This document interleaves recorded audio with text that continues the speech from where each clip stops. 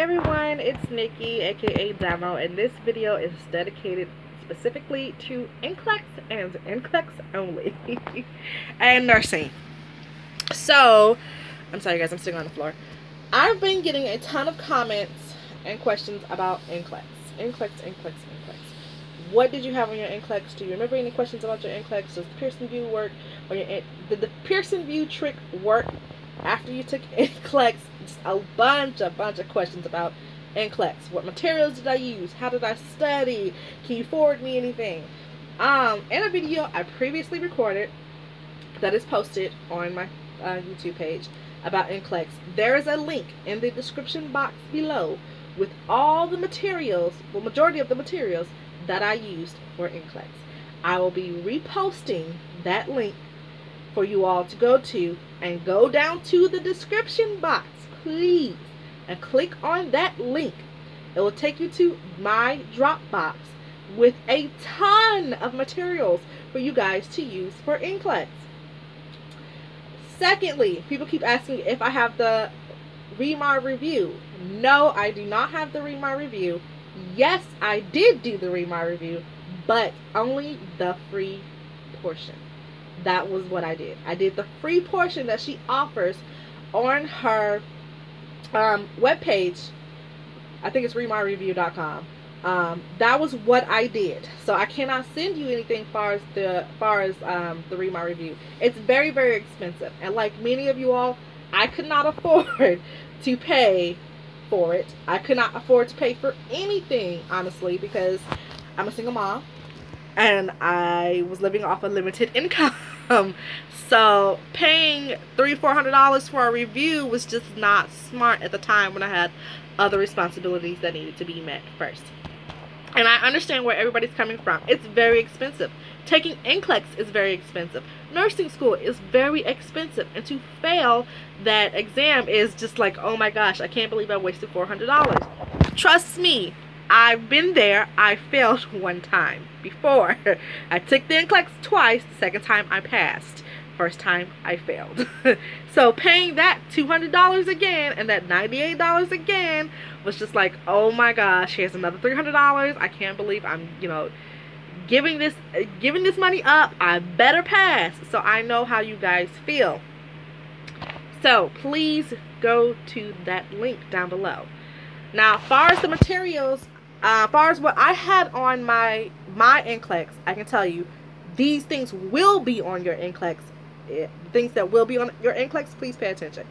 Delegation, prioritization will definitely be on your NCLEX, and you have to study that. You have to be good at prioritization and delegation, because they're testing you on how safe of a nurse you are. So you have to work on safety, and safety. Yes, you do need to know content, but it's really not about the amount of content you know, because it's an endless amount of content. There's no way in hell you could possibly know everything about everything. That's just not possible. So you do have to know at least a little about something, a little about this, a little about that, a little about this, a little about that. But I'm telling you guys to please focus on prioritization and delegation. That is what's mainly on the exam. Every test is not the same. You guys have to remember that. The test is computer adaptive testing. So the computer will randomly pull from a test bank, which is like 5,000 or more questions, according to what you do and do not know. So it's really up to yourself and up to your own skill set on how well you would do on the test. What else can I say? I do remember some things, but I cannot tell you specifically what questions I had. The second time around, I had a ton of prioritization and delegation. I had diabetes. I had emergency settings, and that went back to prioritization. As far as the situation the patients were in, like this person could be had a gunshot wound, and this person could be complaining of chest pain.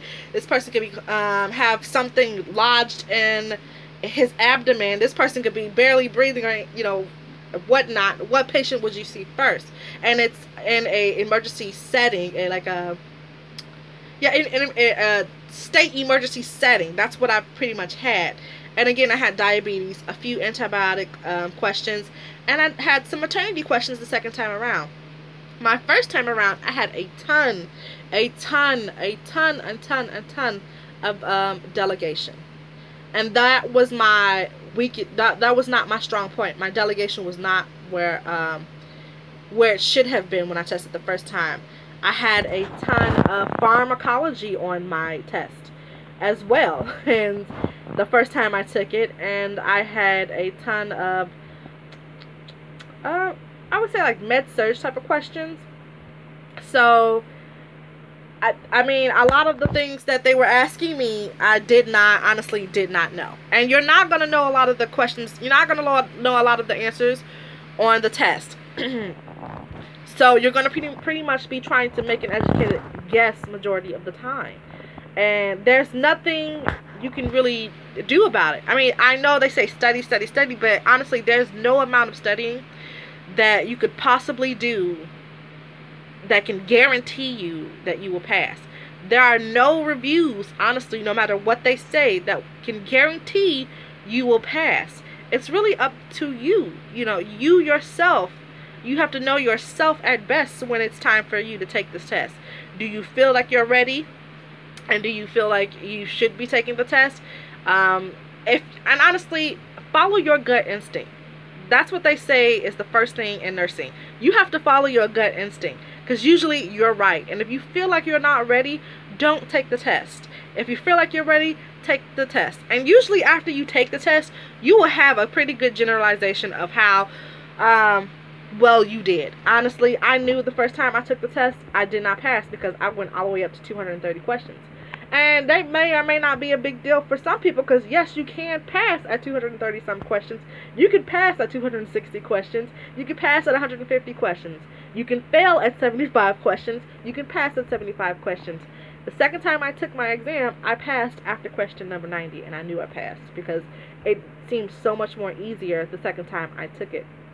And you all also have to understand, my best thing for you all my best advice for you all to do is, yes, do a ton of questions, and yes, study content, but you mostly have to understand how to answer these questions and how to kind of pick up things through the answers.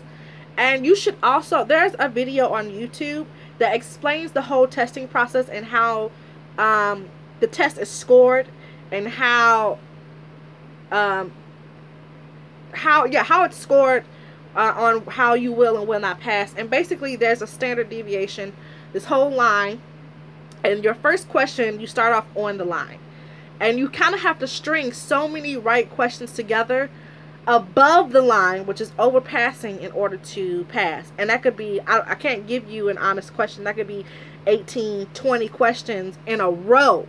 You have to answer in a row above the line, above the standard deviated line, in order to pass. Now, the more you get right in a row, the less questions you'll have to answer on NCLEX. And if you do not string enough questions above the line, you'll what happens is you'll start to drop down, and the questions will get easier until you answer one correct, and then you'll go up. And then you have to keep answering questions, string another 18 questions right in a row to pass. And then if you get one wrong, it'll drop down, and sometimes it'll drop down below the line, and below that standard line is failing. And then it'll continue to give you more easier questions until you hit back up into that standard deviated line and go above that standard deviated line. So it's really on it's about how many questions you can string right in a row. That's really what they're testing you on. How safe of a nurse you are. And really, you guys have to, I cannot stress this enough, have to be able to practice safely in a safe environment. It's really about what would you do and not what do you know. What would you do in order to practice safely in a safe environment? How would you prioritize these patients in a safe environment to save their lives? What things can you delegate to a LPN and CNA safely within their scope of practice? So that's pretty much what it's about. Now I will give you guys my email address if you all would like, and I can answer any questions that you all have about NCLEX or any questions that you may have as far as studying for NCLEX. I do not always get back right away because, you guys, I am a nurse and I'm a single mom and I have a life as well. So I'm not saying that I won't get back to you, but I usually try to get back as fast as I can. as soon as possible. And if you guys have any questions about things you would like for me to even explain, that's not a problem. You have to let me know what it is I can do to help, because I don't have a problem with helping you guys. And what other materials would you like? I mean I have to check and see what other materials I have. Would you all like for me to possibly give you free questions on YouTube with rationales, because you have to have the rationale to understand why it is the way it is, and I don't have a problem with that as well. I do suggest you all go to that link that is posted down below in this description box.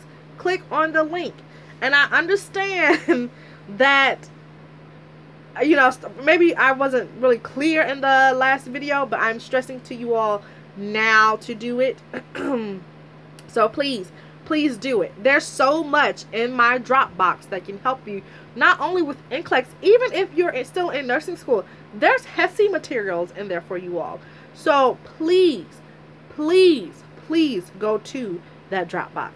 Please download all of that information in there. Watch the videos that are in that Dropbox. I cannot stress to you guys enough. Also, if you have Saunders, that is what I seriously recommend that you all use. Saunders, that is what I use. My Saunders book, which is somewhere in the back, and my Saunders CD I used. Please use Saunders, and let me tell you why. A lot of the questions I had were from the Saunders CD. They were either the exact same question or very similar to those questions that I had. Also, do the Remar free portion review, because of a lot of the materials she discussed in the free portion were on my NCLEX the second time around. Also, in that Dropbox, I believe the Excel workbook is in that Dropbox. Do the Excel workbook, because a lot of the questions I had were pulled from the Excel as well. So I can't tell you specifically what questions, because there is so many questions. I think each booklet that I have in my Dropbox is like 600 pages or more, filled with questions and rationales. So I cannot specifically pull out questions. People keep asking me, can I specifically tell them what questions I had? I can't, because you guys, no test is the same, and more than likely you're not gonna get the same questions I had. The test is computer adaptive. It goes off what you do and do not know. It's gonna pull from a test bank, like I said, from like 5,000 or more questions on what it is you do and do not know. So I mean, I can't really, no one can really baby you as far as the test, or as far as, just here's the exact test. That's not really possible, you guys. But I can point you in the direction of some of the things I've experienced and some of the things I feel like you should know. And prioritization and delegation are two things you definitely need to know. And I think the more you get those right on the test, the more the test will give you. It's all about practicing in a safe environment. That's what they're teaching you on. Safety. So you have to know Maslow's, and you have to know the pyramid of prioritization. And I can always explain it to you all the best way I can. I do recommend that you watch Michael Linear's videos, and there are a lot of videos. He has a lot of videos, and a lot of the videos are focused more on content rather than questions, even the Remar, I'm so sorry, you guys. Remar's page, there's not a lot on her page. I can tell you that for sure. You will get some things from her. She does have a few videos with NCLEX questions. With NCLEX questions on them. She doesn't have too much content because she would rather you pay for it. And I'm not knocking her because she's really good at what she does. Each to each his own. And I understand there's not a lot of free videos, not a lot of free questions, and honestly, no one can afford to spend $400 or $500 on a review. I definitely couldn't afford to spend $400 or $500 on a review. I mean, some people can. I can't. And that's the reason why I gave you all the link, because I understand where a lot of people are coming from. School is very expensive. Graduation was very expensive. NCLEX is very expensive, and then now people are recommending that you do these review sessions that are very expensive. Now, the cheapest review session I have come along was from the NCSBN, but that's only for 3 weeks, and it's $50. And you have to commit 27 hours a week alone for that review, and that's kind of hard, especially if you have children, and especially if you have, you know, a job. It's very hard to commit 27 hours a week to anything. We have lives too, so I understand that. But I'm gonna cut this video short because it's already like 16 minutes long. The Pearson view trick did work.